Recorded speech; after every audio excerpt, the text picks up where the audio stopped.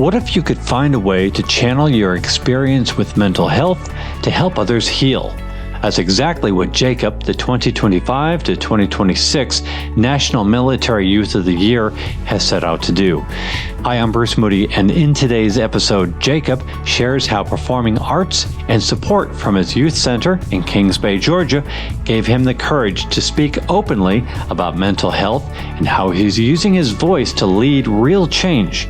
From launching a $25,000 teen mental health initiative to making support more accessible to military youth nationwide. Before we get started, I do want to remind you that Military OneSource is by the military and for the military. We are your first line of support, giving warfighters and their families tools to stay well and thrive. You can visit our website or call us anytime.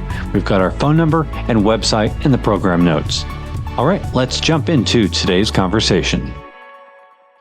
Well, first of all, we want to say congratulations on becoming the 2025-26 National Military Youth of the Year. Now, for listeners who don't know you, we want you to introduce yourself and let us know what you've been up to since you were awarded this title. Well, thank you very much. I am Jacob. I'm the 2025 National Military Youth of the Year. My teen center is Naval Submarine-based Kings Bay. And my platform really is to help kids express themselves and heal through the performing arts. As me, myself, I'm very passionate about theater. I've been in about 3 productions since I was awarded this wonderful title. And I've been helping kids at my teen center and other teen centers alike, truly guiding them through the process of Youth of the Year, how to truly be themselves, and how to tell their story in the best way. As well as I've been able to be a part of a lot of projects within my club to better the community. And that's all I'm about. I'm really about pouring back into my community because I don't think I would be here without the people who supported me. So I want to be a support system to the next kid who has a big idea. Great. We're going to really spend some time on that. And for those who don't know, Kings Bay is Kings Bay, Georgia, which is really right on the Florida line. So you've got Mayport and Jacksonville just down the road. So when you talk about a community, it's a large military community. There's a lot going on there. Yes, there is. Yeah. So we've had some conversations leading up to this recording, and you've described your story as an untraditional military story. So what makes your military connection unique? I would say it's more about the thoughts that everyone has about a military story. When they think military story, they think you've moved around a lot or you've just been to a lot of places. And that's how people usually view military youth. But me, I say there is no cookie cutter military youth experience. I think every single military youth goes through something different. And I would say what makes mine personally unique is my father was in the Army and my mom is the CYP director on my base.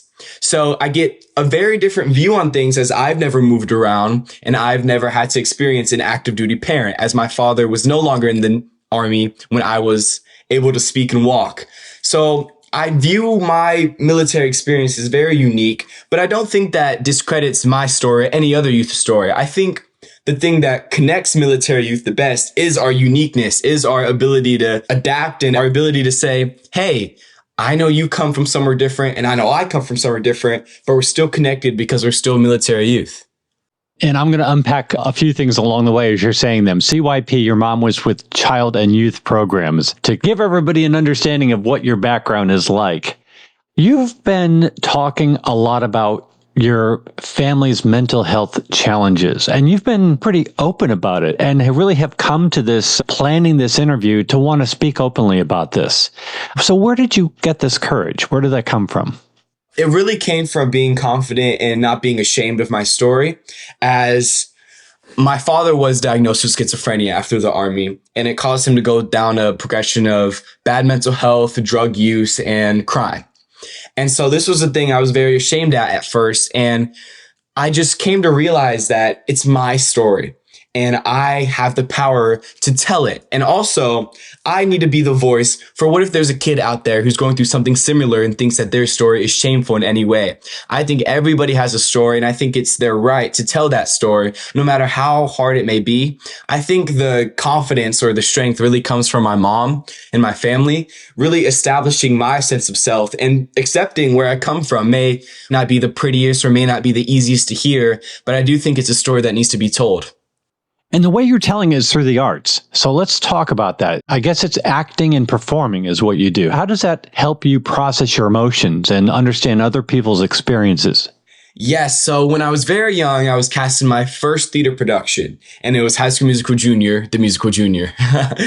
And so going on stage and portraying another character that wasn't me, I really found the beauty in acting, and why I love it so much is many in my life, I felt emotionally muted by not having a present father figure in my life and just being raised in a very hectic time. I felt like there was certain emotions I couldn't feel. I couldn't not be happy because then I get in trouble or then I bring other people down.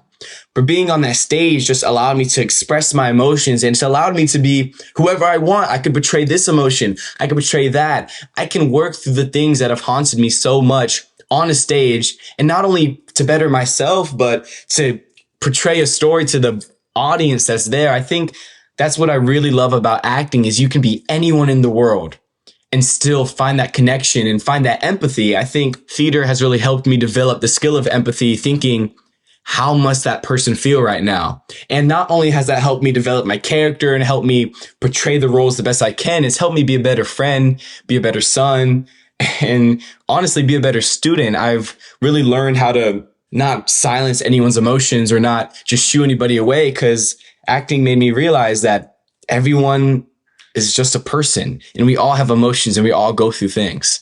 So I think the tool of acting just helped me express myself and learn how to truly hear others.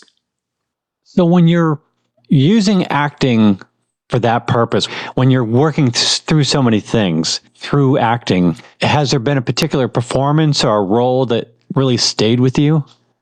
Yes. So my freshman year in high school, I have been a straight actor, so I have not sing or dance at this point. And I was asked to be in a production of Annie. And this was at my local middle school, and it had just become an art school. So I said, yes, of course. And my first day in there, it was very daunting because I didn't know how to really sing that well.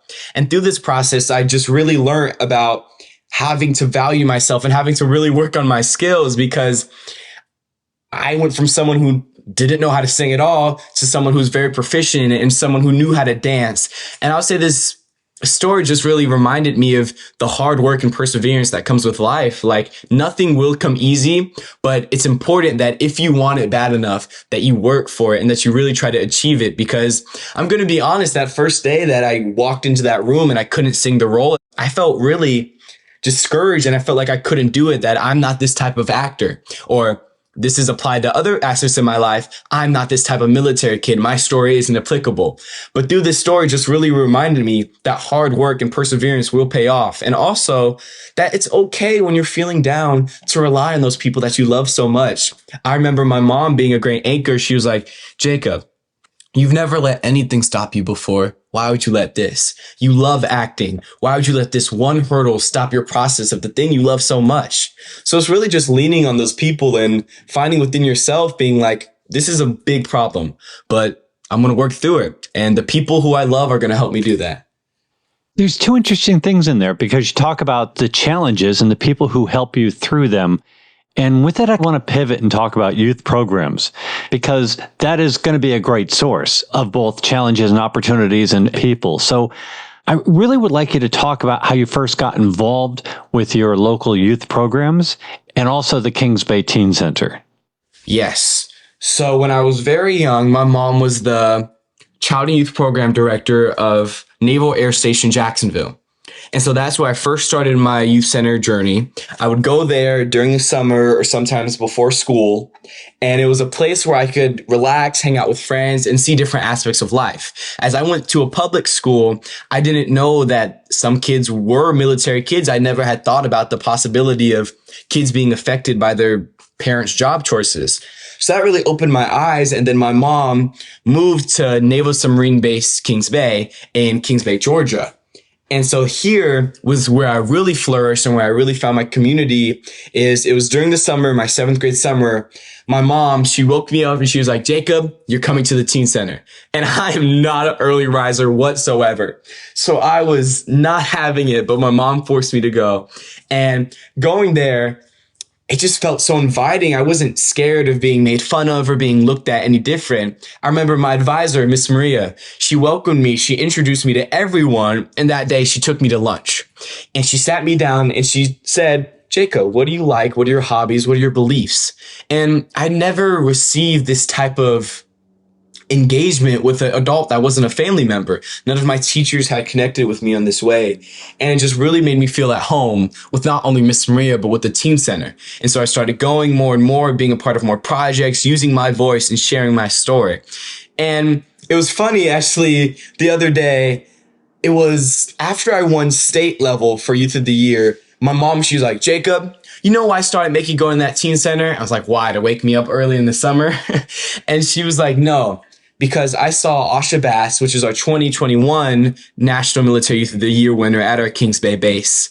She's like, I saw her up on that stage and sharing her story, and I knew that you could do it one day. And so I wanted you to connect with people and be able to have that confidence to share your story so you can impact kids too one day. And that really stuck with me because it showed that while at the time I viewed the teen center as a place to go, to not be afraid of judgment, and a place to go to truly be myself, it was something more. Not only was it that, but it was also a place for me to go and share my story, a place for me to go and better my talents and to find new passions and to truly be myself. I was actually at the Kings Bay Teen Center, I'm going to say about a year ago. Really great vibe, great people. And your hashtag, as we all know, if you've been to the building, you know, it's KB Teens. Yes, it is. Kings Bay Teens. And because you guys have it painted in ginormous letters across the building, so you can't miss it, it really does have a vibe of being like a second home for teens. Yes, it truly is. Yeah, so talk about that. I would say how for me it became a second home and how I've heard a lot of other stories is being a place full of people who accept you no matter what. We have so many different teens in our club. We have neurodivergent teens. We have teens of all different backgrounds and races, teens who have active duty family members and teens who do not. But I think this one thing that we all share is that we go to the club and we have a fun time with each other, and it's a no judgment zone. I have made so many different amount of friends there, and I've been accepted in ways I've never been before just because of the atmosphere of Kings Bay Teen Center. And I would say that Miss Maria, Mr. Kevin, Miss Jaya, these are all advisors within the teen programming. They truly, truly help with that. They're more like, honestly, family members that you can talk to. Whenever I'm going through anything, I can go to Miss Maria and ask for advice, go to Miss Jaya, go to Mr. Kevin, and they're just there. They're a listening ear and a shoulder to cry on seriously with any of our teens. And I think that's what makes our teen program different than any of the rest, is that we are seriously focused in getting to know the teens and showing them things that they like. I remember my second year there, Miss Maria had known I liked theater, and every summer we do a theater production within a week.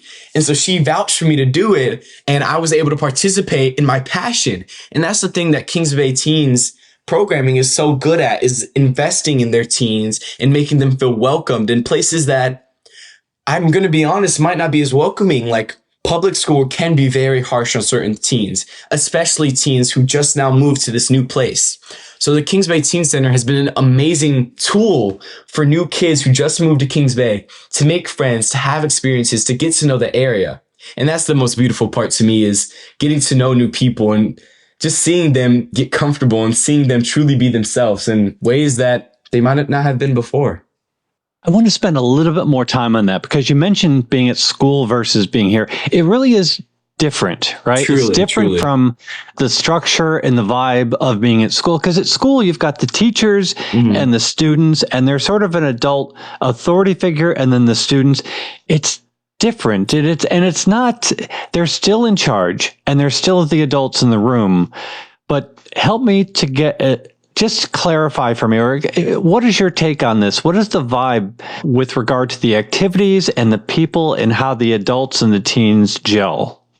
So I would say the activities that truly bond us together at Kings Bay is the field trips, because these are moments where you're kind of in your element. I would say you're kind of free. And I would say this is where the teens and the advisors really bond, because in these environments, some people may view the public as scary, or some people may view the public as a second home.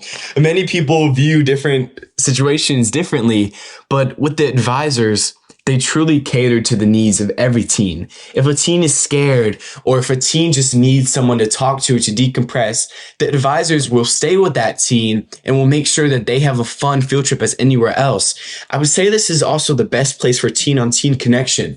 When you're not confined to the walls of a closed space, you can truly express yourself however you may like. So I say with the teens, I've got to know people that I didn't even know their names when we started on the field trip. But by the end, we were as thick as rice. And I think the advisors help with that, as the advisors always have us playing these bonding games, or they have us truly getting to know each other with questions or with music takes. I say my advisors for sure have helped me meet new people and have helped me know it's okay to go out of my comfort zone. Believe this or not, I can be a little bit of a nervous guy sometimes. You've learned a lot, obviously. Yes. What about leadership skills? So I'm hearing a lot about helping you discover you and be comfortable with you and how to engage with other people. When you think about just sort of healthy habits and leadership skills, what is the Youth Center doing for you? It has taught me to be a far more collaborative leader. And this goes hand in hand with my other one that I have. I am truly a visionary. As a leader, I have this grand vision of stuff and I want to shoot towards it. And as a creative person, I can sometimes get lost in the what ifs of my ideas. And I think this teen center, my teen center, has truly helped me with this by being a more collaborative leader, by sitting down and being like, okay, I have this vision. What are you guys' visions? So we can add and make the best possible outcome. I would say my teen center has especially helped with this for my Think, Learn, and Create Change Club. I mentioned this earlier with you guys, but here the topic was teen mental health. And I had all these wonderful ideas, but I get caught up in the vision of it and not the actual facts and not the analytical data. And so my teen center helped me by pairing with my fellow teens and being like, okay, how can we elevate this idea to affect more people? Because now I have the view of, if I can share my idea with someone, if I can better this idea to impact more people, then that's the way we should do it. And it really helped me just truly not to be too far-sighted into my ideas. It truly helped me to be a collaborative person and to truly rely on others in places I fall short, and to be willing to accept that, hey, that area of expertise is not my personal best, but I know that with all of us, we can get it done and we can make it happen. And also, I would say my teen center has really helped me with speaking out in groups, as many times I get scared about having too much ideas, or scared about, oh, I have all these ideas, but oh, they might be overwhelming for the group. Okay, let me just take the back seat here. But my teen center has shown me that you should present your ideas. And when you do this, you should be able and you should be willing to receive feedback and to be willing to compromise or change certain ideas to better the group and to better the outcome. Do you have any specific ideas that you can share with us? A moment when a staffer or a mentor at the Youth Center stepped in to help you guide or cheer you on? What did that do for you? Yes, I can, as this was a story I love to tell. So with the Think, Learn, and Create Change Club, I had the idea of the block party. And the block party was a way for kids to hang out with their friends, play games while talking to mental health professionals. And my idea with this was making it a big grand thing, inviting so many people. But with my fellow teens' advice and my advisor's advice, they said, you should present this idea because it's wonderful. But you also have to think about, you do want to remain the intimate and the close unity that we have within it. You don't want to make it too big because it might scare some people away from going to those mental health professionals and truly talking with them. So I had a big vision of what I wanted to do. And it wasn't necessarily that that vision was wrong or that that vision wasn't going to work out. It was just, there's ways I needed to present it and there's ways I needed to collaborate with my fellow teens to make it its fully best self. And I would say my advisor, Miss Maria, has really helped me with that, as in my speech or in interviews like this, I can get on super big tangents about things I'm really excited about. And she's helped me. And also my school liaison, Miss Clinetta, they both helped me properly articulate my ideas and shorten down, not say the content, but to truly make the biggest impact with your words. As I view words as the most powerful things as humans can do. It's a way of expression, and it's also a way of connecting with other people. I would say my teen centers really helped me just combat those ideas, put them into a greater format, and to present them with my peers. Your home life gives you such a powerful perspective on issues of well-being and mental health. From your perspective, how can youth centers support teens who might be struggling with their well-being or their mental health?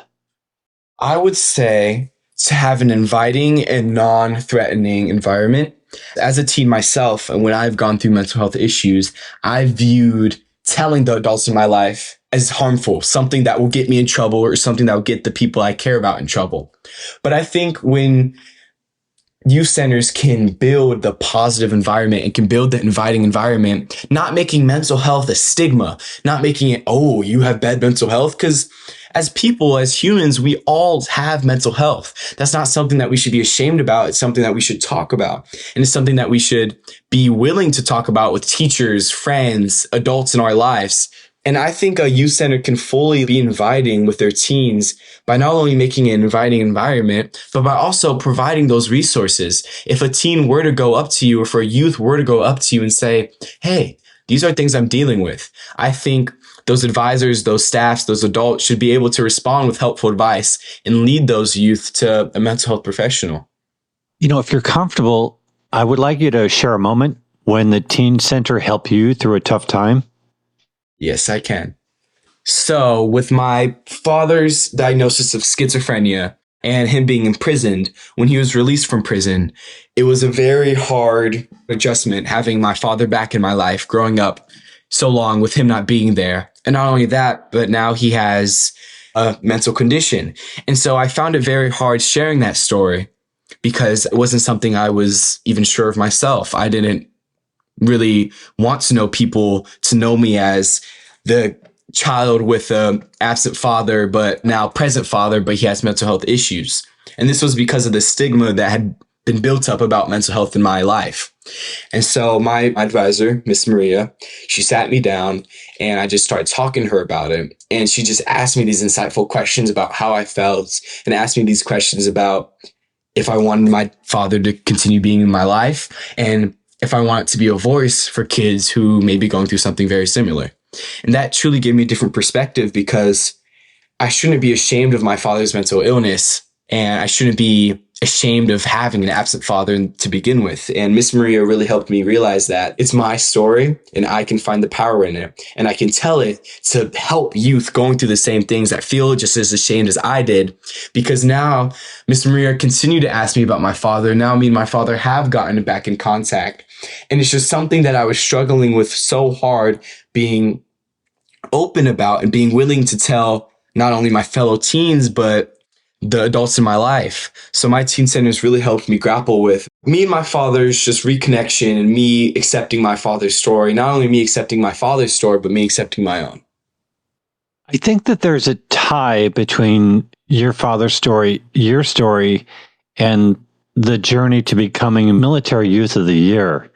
And I'd like you to talk about that because it does seem like that experience taught you something about yourself. And what were some of the standout moments from that process? Oof, this is a good question. Man, Youth of the Year. I say this to my friends who don't know what Youth of the Year is, or I say this to any adults who's wondering what I've been up to. Youth of the Year truly made me figure out who I am inside. Because the thing I can get used to being an actor, being a stage presence, is I get up there and I play the character and I say the lines with these theatrical effects and I have all this charisma in a certain way. But Mr. Brent Edwards in here and also Miss Maria, they really helped me find that balance between performance and being myself, commanding that stage, but not portraying a character and not putting on a face, but just truly being Jacob. And when Youth of the Year, I learned that I'm going to have to go through my process being me. And it's not about winning. It's not about getting the award. It's about being myself. It's about answering truthfully in these interview questions, truly presenting myself within my speech. That was something that was very eye-opening within Youth of the Year because I figured out, man, I actually have a story to tell. And there's these rooms of people who want to hear it. There's these organizations that want to pour into me, that want to hear my story, which is something unheard of before that. My story was valuable. My gifts were powerful. And I learned that this world truly needs my light. This world needs my talents. This world needs what I can bring. And I need to live every day being my full self because that's all I can do. I want people to know Jacob. I want people to connect with Jacob's story. And I want people to truly be impacted by it and to help those who are going through something similar. So Youth of the Year really helped me figure out who I was and how I wanted to present that. And also to be confident in my story and to be, this is my story. And, I'm going to share it with as many people as I can because I want to make the biggest impact that I can. So for this year, while you are the National Military Youth of the Year, you have the opportunity to do that. So what do you hope to achieve during that time? I hope to make ARC programs more accessible to military youth, as I view that military youth sometimes can get confined into a box of pursuing a certain career or get confined into the box of only being military youth. And I would say I want to extend the hand of arts to show them, hey, there's other ways that you can express yourself. You can try this, you can try that, really being that extending arm to military kids alike, because I think a lot of military kids get boxed in not only by their communities, but by society itself. When you're told someone is a military kid, you have a already predisposed viewing of them. And I want to be that person to bridge the gap between traditional and military kids and be like, guys, at the end of the day, we're all kids. We all share the same things. We all go through similar things. We should all just be connected and we should truly all just accept each other for who we are. And we shouldn't box anyone into anything. And I want to use the arts to help military kids express themselves and to truly heal through any issues that they might be going through. And with this, I think in my platform, arts and mental health are hand in hand. I want to break down the stigma of mental health within military communities, as very many times mental health is viewed as something that you shouldn't talk about or something that is distasteful. But I think that's not the case at all. I think everyone has mental health. And as a community, we should be promoting it and we should be really helping those who are struggling because, as I've said this before, my father being diagnosed with schizophrenia, in the military community, he didn't feel comfortable in sharing his diagnosis. He didn't feel comfortable in going to other people. And that did not help him in the long run. And so I want to limit on those not so positive stories by just making people knowledgeable about mental health, by educating the youth and parents alike, by telling them that mental health isn't a thing that you should be ashamed about. It's a thing that you should openly talk about and that you should be a listening ear and a shoulder to cry on if anyone comes to you. And so I truly want to make arts accessible for military youth and break down the stigmas of mental health within our communities. And with that, you're doing a lot of mental health advocacy work. And I really want you to kind of walk us through one of the projects that you've helped lead. I think that includes mental health focus events and grants that you've worked on.